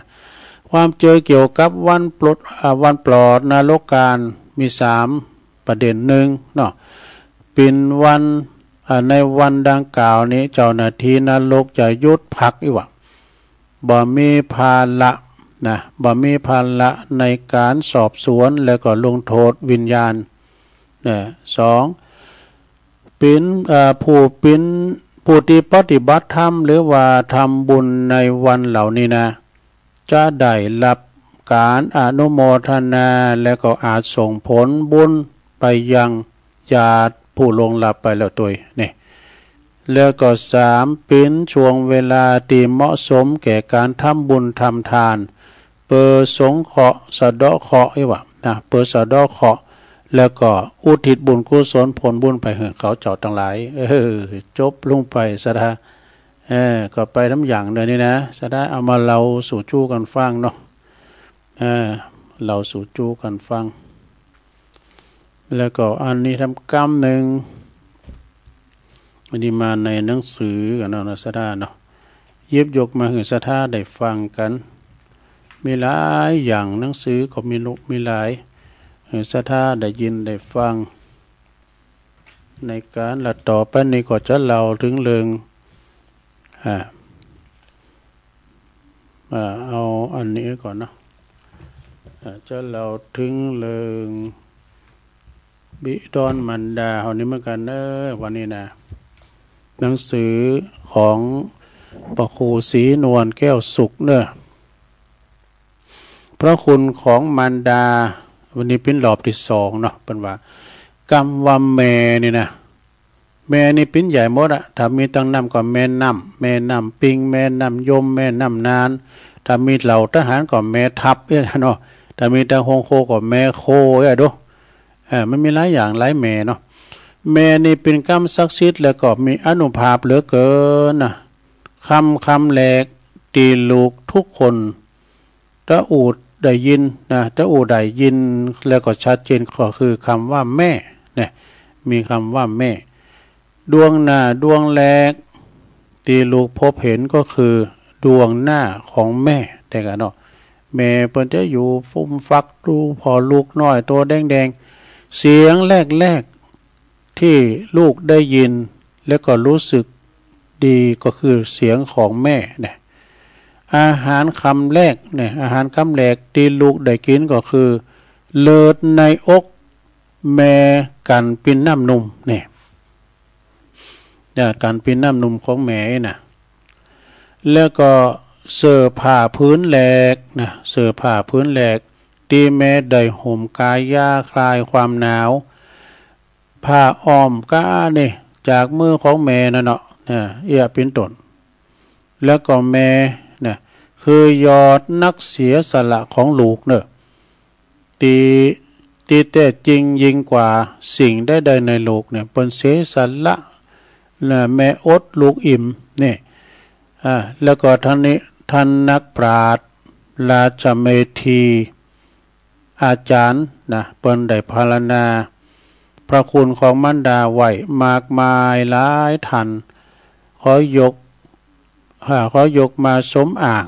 เป็นตัวอย่างย่อๆก็คือปออินทรปาลิตนะเพราะว่าแม่จ๋าแม่พระคุณแม่นั้นสุดจะหาสิ่งใดเหมือนนะน้ำใจแม่ชวดช่วงดังวงเดือน เตือนให้ลูกกตัญญูไม่รู้วายเนี่ยรักอะไรหรือจะแท้เท่ารักแม่ผูกสมัครสายเลือดไม่เหือดหายรักรักอื่นยังประจักษ์ว่ารักคลายจืดจางง่ายไม่จีรังดังมารดานี่อันนี้เป็นคำกรตัวเนี่ยพระอรหันต์เอาพระอรหันต์ชั้นอุดมหรือพรหมเมธสุดคุณวิเศษไม่ได้ใหญ่ไปกว่าแม่คุณแม่ใหญ่อยู่ใกล้ชิดติดลูกแจแม่จ่าแม่ลูกฉุกคิดเป็นนิดอันนี้มันเป็นกรรมกรเนาะคำกรสอนอกสอนใจมีธรรมบทหนึ่งอันนี้ได้ยินเป็นประจำเนี่ยเปิ่นว่าความหวังของแม่มี3 อย่าง3 ข้อคือยามแก่เฒ่าหวังให้เจ้าเฝ้ารับใช้นี่ยามป่วยไข้หวังให้เจ้าเฝ้ารักษาเมื่อถึงยามต้องตายวายชีวาหวังให้ลูกช่วยปิดตาเมื่อสิ้นใจอันนี้ก็กินใจนะลงนะกินอกกินใจได้เนี่ยนะยามแก่เฒ่าหวังให้เจ้าเฝ้ารับใช้นะก็รับเปิ้นเฒ่าแก่มาแล้วเขาก็ไปรับใจเปิ้นป้อนข้าวป้อนน้ำเจ็ดเนื้อเจ็ดโตเปิ้นเนี่ยกะยามป่วยไข้หวังให้เจ้าเฝ้ารักษาก็ไปพอก้อยดูแลส่งโรงยาก็ไปเฝ้าที่โรงยาก็นะมาตึกหมอนั่นน่ะบ่เอ้ยยามถึงข่าวมรณะหวังให้เจ้าปิดตาเมื่อเวลาสิ้นใจตายเวลาเปิ้นลุ่มหายตายจากบางคนในโบสถ์จูงกันนะสะท่าเนาะโบสถ์จูงยามป่อแม่จูงป่อจุแม่เข้าไปป่าจ้าป่าเหวเนาะหรือว่ามีธรรมบทหนึ่งบอกว่ายามมีกิจหวังให้เจ้าเฝ้ารับใช้ยามป่วยไข้หวังให้เจ้าช่วยรักษายามถึงคราวจะล่วงลับดับชีวาหวังให้เจ้าปิดดวงตาเวลาตายดูอันนี้ก็เน็ตเหมือนกันเนอะเรื่องลือเสียงลือเสียงเล่าอ้างอันใดเล่าเอ๋ยเนี่ยอันนี้เป็นกรรมมันที่มันกินอกกินใจกว่าของปครูศรีนวลแก้วสุขเด้อเปิ้นหือมาเปิ้นเขียนไว้เมื่อ5 มกราคม62แล้วดูอันนี้ทำบทนั่นเหรอโอ้อันนี้เป็นวันเกิดกันเนี่ยวันเกิดของลูกคล้ายวันตายแม่ได้กันเนาะงานวันเกิดยิ่งใหญ่ใครคนนั้นฉลองกันในกลุ่มผู้ลุ่มหลงลาภยศสรรเสริญเพลินทะนงวันเกิดส่งชีพสั้นเร่งวันตายเนี่ยที่จริงเปิ้นมีสำโนนนะเปิ้นเอ่ยนะเสียงเปิ้นโอ้ยเปิ้นจะเป็นเสียงไปทั้งแบบนะในงานวันเกิดยิ่งใหญ่ใครคนนั้นฉลองกันในกลุ่มผู้ลุ่มหลงนะหลงลาภยศสรรเสริญเพลินทะนงวันเกิดส่งชีพสั้นเร่งวันตายอีกมุมหนึ่งซึ่งเงาหน้าเศร้าแท้หญิงแก่ๆนั่งง้อยและคอยหาโอ้วันนี้เป็นวันโอ้วันนี้ในวันนั้นอันตรายแม่คลอดสายโลหิตแทบปลิดชนดูวันเกิดปะนะวันเกิดลูกเกือบคล้ายวันตายแม่เจ็บท้องแท้เท่าไรก็ไม่บ่นดูกว่าอุ้มท้องกว่าจะคลอดลอดเป็นคนเติบโตจนบัดนี้เพราะใครแม่เจ็บเจียนขาดใจในวันนั้นกลับเป็นวันฉลองลูกฉลองกันผ่องใสได้ชีวิตแล้วก็หลงละเริงใจลืมผู้ให้ชีวิตอนิจจาฉะไหนเราจึงเรียกกันว่าวันเกิดวันผู้ให้กำเนิดจะถูกกว่าแต่กันเนาะคำอวยพรที่เขียนควรเปลี่ยนมา ให้มารดาคุณเป็นสุขจึงสุขแท้เลิกจัดงานวันเกิดกันเถิดนะควรที่จะคุกเข่ากราบเท้าแม่ลำพึงถึงพระคุณอบอุ่นแด่อย่ามัวแต่จัดงานประจานตัวจบซะละเข้าทาเด้องานวันเกิดนี่นะเนาะคือศรัทธาได้ฟังกันไปเอาแล้วเนาะศรัทธาญาโยมตอนนี้ไปตุลุงก็จะเอ่ยไปตังงานข่าวสารงานบุญก่อนเนาะขอบคุณงานวันเกิดเนื้อของนานาสารธรรมคำสอนฉบับสมบูรณ์รวบรวมและเรียบเรียงโดยพระครูศรีนวลแก้วสุขเน้อนำดิบน้อยดงนิมิตนะยังมีทั้งหลายอยู่วันต่อไปก็เอามาวาแดมเนาะหลายโหขอนะก็ขอประกาศข่าวสารงานบุญก่อนก็วันนี้กับนอกสดาญาโยมเป็นวันออกพรรษาหลายวัดหลายทันต่างวัดต่างว่าก็ก้าเกมดาละเกมโคเข่าก้ามสังกาขันสินขันโสมาขันเกี่ยวทั้ง3ต่างวางไว้สักบึดนี่เปิ้นจะมาใส่ขันสินขันโสมากันไปใส่ขนมใส่ข้าวน้ำกำกินตีละเบงใส่โคเข่านะเนาะบ่ก็จะไปตาลโคเข่าวันออกพรรษาเนาะแล้วก็วันพุกนี้ก็จะเป็นวันออกพรรษาเป็นวันออกพรรษาตุเจ้าเนอะแล้วก็เป็นวันตักบาตรเทโวโลหันนะด้วยเนอะที่วัดพระธาตุด้วยน้อยก็ขอเล่นเจิญเนอะเจ้าปีในน้องสถานาบุญถึง2ฝั่งปิงอยู่ไกลก็ขอเจิญเนอะมารวมกินลมตาลใส่บาตรอาหารข้าวสารอาหารแห้งด้วยกันเนาะโดยเมตตาบารมีธรรมหลวงพ่อพระครูสาธุกิจจันนันท์เปิ้นจัดกุปี20กว่าปีมาแล้วนะในเมื่อสมัยท่านพระครูอภิวัฒนวิกรมเขาเปิ้นอยู่ที่วัดพระธาตุโดยน้อยพี่แล้วนะแล้วก็ตึงคณะสงฆ์น่ะ100กว่ารูปด้วยกันเนอะที่เปิ้นจะมาวันนี้วันพุธนี้นะเขานำกำกินกำสังกามากินข้าวตุ่มด้วยกันพี่เนาะโดยครูบาอาจารย์ได้จะขึ้นไปบุญดอยบุญเปิดไปชั้นข้าวตุ่มที่ศาลาแล้วก็จะเตี้ยวลงมานะโอ้เหมาะเนอะศรัทธามากินมาตานกันเนอะแล้วก็วันที่8เหมือนกันนะวันพุธในนาทีวัดเกตกาลามเนอะโดยเมตตาบารมีธรรมหลวงพ่อพระครูสันติเจติยากรหลวงพ่อบรรจัดกุปีเนอะเวลา18:00นเป็นต้นไปประสงค์เศร้าเก่ารูปด้วยกันเนอะก็ปากันไป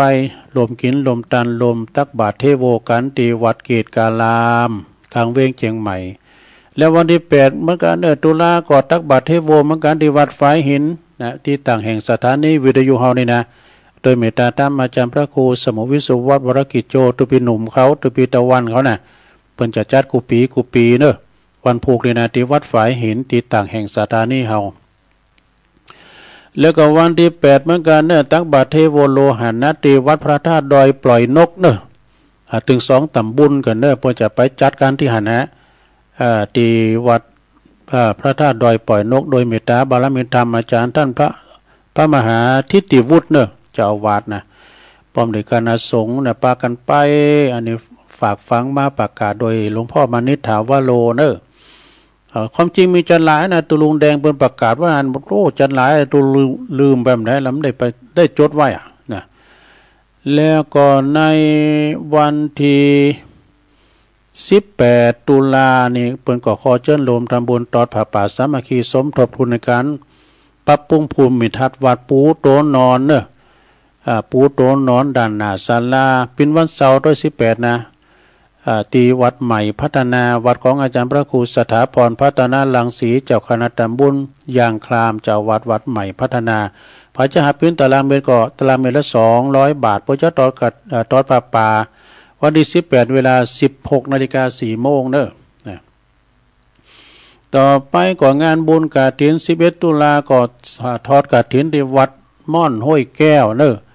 ในเมตตาบารมีธรรมอาจารย์ท่านพระครูกัลยาณปราโมทย์ปจะตอดก่อนเพลเนาะสดาจะเหตุตั้งแต่หน้าศาลาถึงวิหารเนอะก็ขอเชิญไปรวมกินรวมทานกันที่วัดม่อนห้วยแก้วในเมตตาธรรมอาจารย์พระครูกั ลยาณปราโมทย์เนาะ11ตุลาเด้อ18ตุลาก็ที่วัดปากตั้งเจริญเนอะในเมตตาธรรมอาจารย์พระมหาท่านพระครูอภิวัฒนวิกรมนะแล้วก็วันที่19ก็วัดพุทธศรีคีรีคุณแปะบุญเนอะนี่นะในเมตตาธรรมอาจารย์ท่านพระอาจารย์วรรณชัยชยานันโทซึ่งก็เปิ้นก็มาออกรายการนะกุติดฉะนั้นก็ไปกินไปตานกันเนอะที่วัดพุทธศรีคีรีโอ้คุณนะคุณหลายเนอะจะได้ไปผอยอดดอยไปนอนก็ได้เนอะไปผอทะเลหมอกนะโอ้ถึงปุ่นในหันนี่หนาวแล้วเนอะวันที่19ตุลานี่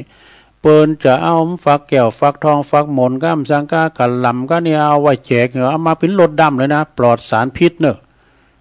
ปากันไปกินแปดตานกัน19ตุลาที่วัดพุทธศรีคีรีแล้วก็วันที่25ตุลานี่ก็จะเป็นการตอดกฐินที่วัดป่าไผ่บ่อทองเนอะวัดป่าไผ่บ่อทองปุณดอยสะเก็ดปุนาในเมตตาธรรมหลวงพ่อพุทธิธรรมลักษณ์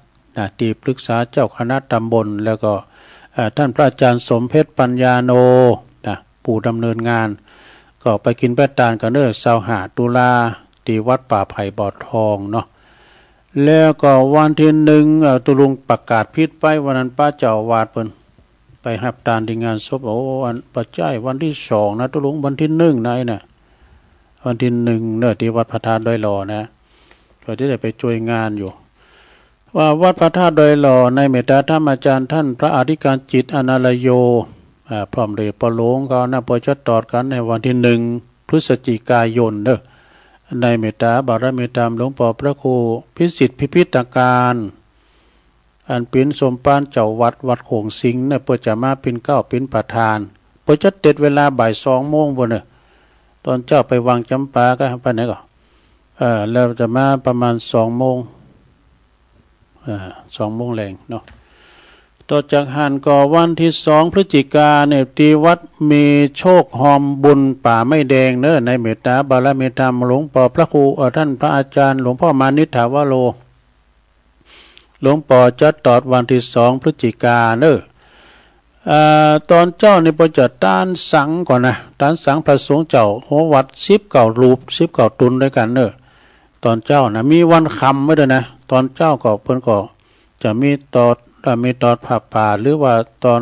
ตานตุนเงินนะภาคบ่ายก็จะประมาณบนบ่าย3 โมงกันเนาะก็จะมีการตอดกฐินพระสงฆ์อีก5 รูปนะตอดกฐินตอนบ่ายเนอะตอดผ้าป่าตอดตานตุนเงินตอนเจ้ากฐินนี่ในเมตตาธรรมพันตำรวจโทประจวบวงสุขก็เนอะมาเป็นประธานนะรองผู้บัญชาการตำรวจแห่งชาตินะก็ไปกินแบตตานกับหลวงพ่อมานิดแล้วก็วันที่25เหมือนกันเรื่องงานบุญกฐินที่วัดฝายหินด้วยเนาะวัดฝายหินก็วันที่25ก็ไปกินแบตตานกันก็ประกาศกระหังเปิ้นในตัวกำรอที่วัดพระธาตุดอยน้อยนี่ก็ขึ้นซุบจับวันที่19เหมือนกันเด้อ19ตุลานะ19ตุลาก็ที่วัดพระธาตุดอยน้อยก็จะตอดกฐินในสามัคคีนะซุบจับวันที่19ตุลาก็เพื่อสมทบทุนในการสร้างวิหารเนอะสร้างวิหารบัดนี้ก็เราก็ช็อตไปหลายปีเหมือนกันนะเพราะว่าตั้งแต่โควิดมาเนี่ยปีนี้รวมต่อใดก็จะสร้างวิหารนะสร้างวิหารทรงล้านนาให้ก่อนนะอันนี้ก็บอกเชิญชวนเนาะศรัทธาญาติโยมถ้ามาลมกินลมตาลด้วยกันได้ก็วันที่19ที่วัดพระธาตุดอยน้อยในเมตตาธรรมหลวงพ่อพระครูสาธุกิจจันนันท์หลวงพ่อเจ้าคณะอำเภอดอยหล่อจะได้ตอดกฐินกันเนาะศรัทธาเนาะที่จริงก็มีหลายวัดในกฐินเนี่ยมันมีกูวัดนะแต่ว่าอันนี้เพิ่นฝากประกาศมาเนาะศรัทธาเพิ่นฝากประกาศมาก็ขอแจ้งบอกถึงศรัทธาญาติโยมแต่ลมกินลมตานกันก็จะตักตังลายก่อนเนี่ยก่อนเปิดสายนี่นะศรัทธาญาติโยมนะดอยน้อยพัฒนาหนองหานสันทรายก็ฟังอยู่นะแล้วก็มีโยมยุพินหอมมาลาปีน้อยก็ฟังจากบันไม่โยกชัดเจนดียงยุทธมณีวัน โยมมณีวันนี่เป็นอยู่บ่อเหี้ยวลำปางฟังอยู่นะโยมนนนิสาวชาติก็ฟังอยู่แล้วก็อุ้ยสาวคุ้มตะวันเมืองวะพวกเนออันนี้เปิ้นอยู่ลงเหนือพวกนะแล้วก็แม่สีทรใส่ประการอันนี้แม่สีทรแม่ของเนาะแม่ครูธัญญาทองอิ่มนี่ก็กศน.กลางเวงเชียงใหม่เนอบุญส่งจากลำปางไหวสานะครับเนอแม่บรมมาปินตาหนองสมานะฟังอยู่เจ้าแม่กนกพิชัยนาห้วยงูในฝางบนนี้นะอันนี้เพิ่นก็จะเอาเข้าซอยมาโดยจอมยุทธ2แผ่นดินเอามาแล้วอันนี้ก็พี่ใหญ่ใต้โหเนาะพระอาจารย์สมเพชรปัญญาโนอันนี้อยู่วัดป่าไผ่บ่อทองเนอก็ฟังอยู่เนอตุลุงรับฟังอยู่เนอตุลุงชัยวัฒน์ก็ขอขอบคุณนะที่เพิ่นได้มากำลังอกกำลังใจในการออกสถานีวิทยุกูตนกูองนะวันนั้นได้หันโพสต์ของลุงหนานมีปิดตำนานโคศกไม้ทองเปิ้นอยู่นี่กันเนาะอยู่ที่อันแม่ขานหลังถ้ำอันนี้เปิ้นเคยปิ้นโคศกเคยโค้งไม้กับตุลุงไปวัดได้ก็ป้าเปิ้นนะไปวัดบ้านถ้ำวัดนั้นหลังถ้ำแม่งั้นนะว่าหลังถ้ำตุปีลินไปมันได้ก็ป้าเปิ้นนะลุงมีเนี่ยเปิ้นเสียงบุญไปแล้วเนาะขอไปสู่สุคติโลกสวรรค์เนาะก่อนก็เคยโค้งไม้ด้วยกันเอาไซด์หลงคลิปเนาะแต่ยินสำหรับพี่เรียนแต่เย็นเท้าไม่ลงมามีฝนไหมเนี่ยวันนี้ไม่มีฝนตกเนาะไม่มีเย็บแคบแล้วมั้งวันพรุ่งนี้ก็อย่าให้มันมีพรุ่งนี้ตักบาตรเทโวกันหลายที่ครับเป็นพุทธาพลังพัฒนาปฏิเสธงานจะยังพลังละหันตานั้นเตเชละขันพันธานิสัพพโสสาธุหลวงพ่ออันนี้เนอะมาใหม่0899556506มาใหม่เนอะจะกดเล็งอันนี้กะจะกดเล็งเสียงมันเบากดเล็งอันนี้มาใหม่เนอะอันนี้ตรงใดเจริญปอนเจ้าไว้พระเจ้าข้าวห้ำกำคือยายขอยุดยั้งขอทานผู้ฟังโตทานชัดเป็นวันอังคารถ้าเป็นวันติดเป็นหลักเนื้อเจ้าเลยนะวันจันทร์กันพุธมีถามปัญหาช่วยยายห้องกาก่อน2 โมงเจ้าวันพุธวันพัดข้าวห้ำบะเก่า6เนื้อเจ้าใจ3 นาทีฟังกันมาเมินก็เกิน7 ปี6 นาทีเปิดสายหน่วยไปต้องเทสาระยายก็เก่งใจถ้าจักโทรไปฟังอยู่เนื้อเจ้าคือกำลังใจเป็นกำเก่าๆฟังเมินแล้วเจ้าบ่เอาเนินนานข่าวห้ามบทนี้เป็นบทสุดท้ายถ้าจักฟังยายเปิดเป็นคติธรรมเจ้าไว้สาเจ้าเจริญปอนวัดหลวงพ่อมันนี่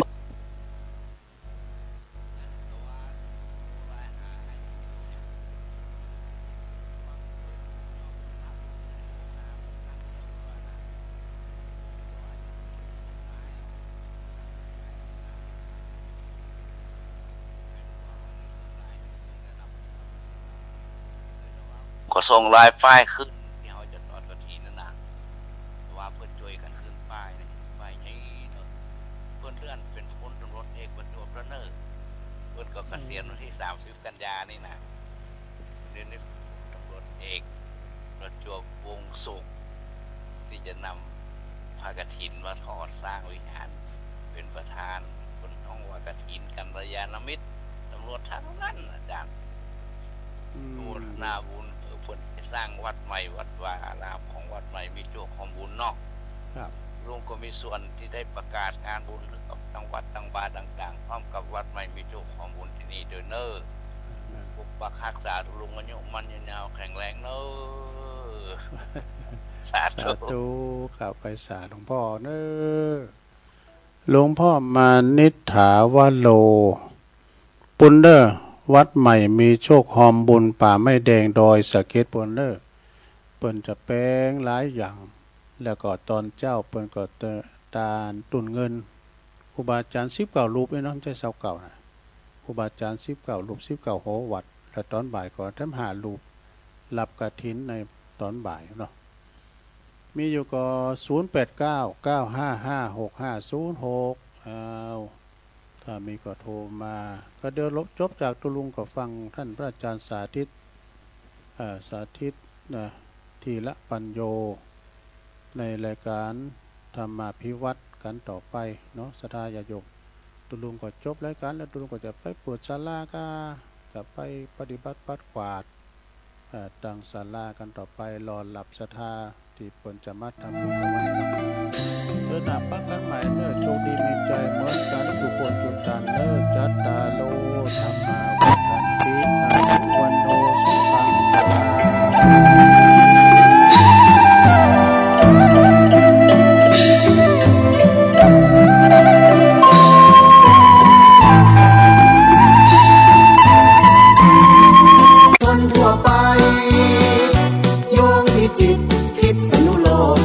เชียงใหม่สุโขทัยเชียงรายแพร่แม่ฮ่องสอนเราเชิดชูชาติศาสตร์กษัตริย์และรัฐธรรมนูญเราเกื้อกูลบริการกันทุกองค์กรลำปางตากอุตรดิตถ์ร่วมคิดร่วมปอนเสียงแท้แน่นอนเป็นสื่อกลางสร้างสรรค์สิ่งดีกำแพงเพชรลำพูนนานเราร่วมประสานงานสิ่งสำคัญนี้เชื่อมโยงกันนครสวรรค์ไทยธานีเครือข่ายนี้มีชื่อว่าวิทยุชุมชนชนทั่วแคว้นแดนไทยนี้มีเสรีสิทธิ์แสดงความคิดเสนอแนะและเหตุผลสื่อถึงกันเข้าใจกันทุกบ้านตำบลวิทยุชุมชนโดยประชาชนเพื่อชุมชนของไทย